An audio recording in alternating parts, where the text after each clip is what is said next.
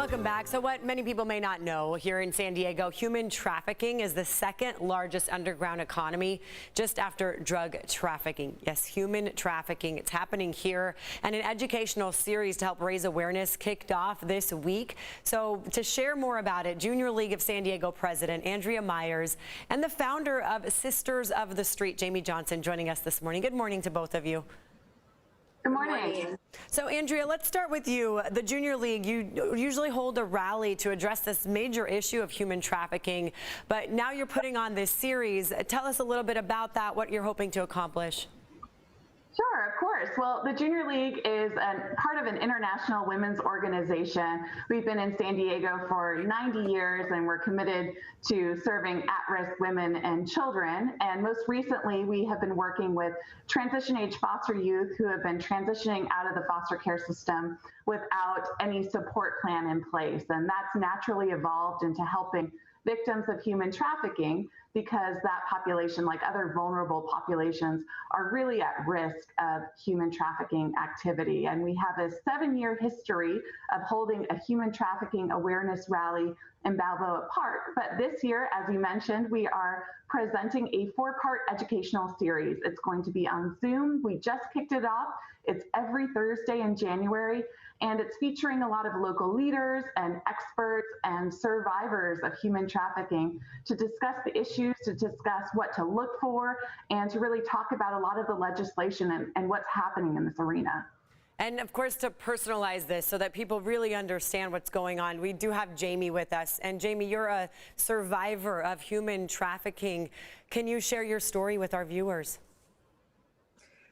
Well, you know, we don't have enough time for me to share the whole story, but I will share the ideas that the issue is pretty simple. I experienced a lot of vulnerabilities as a youth that led into vulnerabilities as an adult, a young adult, which ultimately led me to be susceptible to falling into exploitation, sexual exploitation specifically.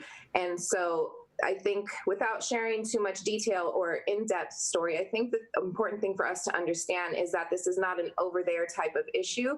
And while we are looking at the sensationalism that is often fed to us through platforms like Google and media and things like that, we are often missing those that are so susceptible and experiencing this type of exploitation right next door to us, in our own homes, in our own communities, and in our own neighborhoods.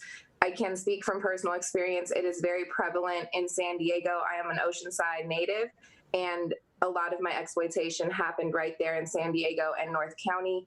And so I just want to make people aware that we need to stop looking for over there and people in chains and boxes, and we need to start understanding the root dynamics and vulnerabilities that exist within those that we love and care about in our own homes and communities.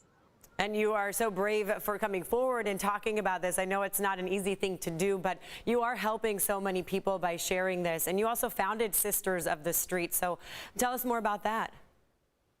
Sisters of the Streets is my baby, and I am so proud of where God has brought it. And our whole goal is to, one, be a empowerment organization first and foremost for those trying to transition and find transformation out of their exploitation, whatever that looks like for them, because this is such a diverse and dynamic issue that everybody's experience is so different. And so all we want to do is come alongside and be able to give somebody a relatability and let them know that there are other options if and when they would like those to be available to them.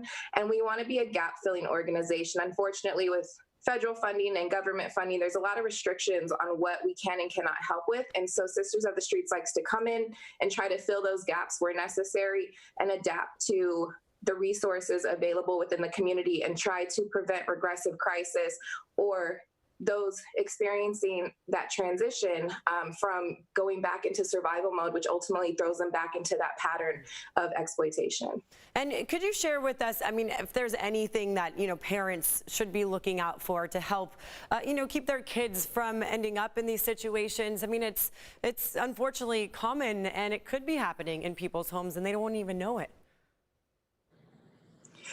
So my personal suggestion is having these conversations, having and building that relationship with your child first and foremost, not allowing the opportunity for the streets or for society to educate your children, because they will. If we don't, the streets will. And unfortunately, that's just what the reality is of our day and age. Social media will educate them. So have those uncomfortable, those vulnerable conversations, and also let your kids know that they're loved and they're valued, so they're not seeking that from outside of the home and elsewhere. Oh, that's so important. And Andrea, of course, for you at Junior League, you're hoping to spread that awareness. Let's real quick tell us how people can get involved and take part in this series.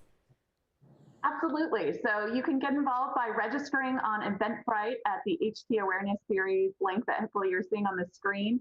It's every Thursday from 6 to 8 this month of January, and we'd love to see you. It's so important to raise awareness and help people recognize the signs and how to avoid being lured into this really horrible industry. Oh, so important. Thank you both very much for joining us this morning. Thank you. All right.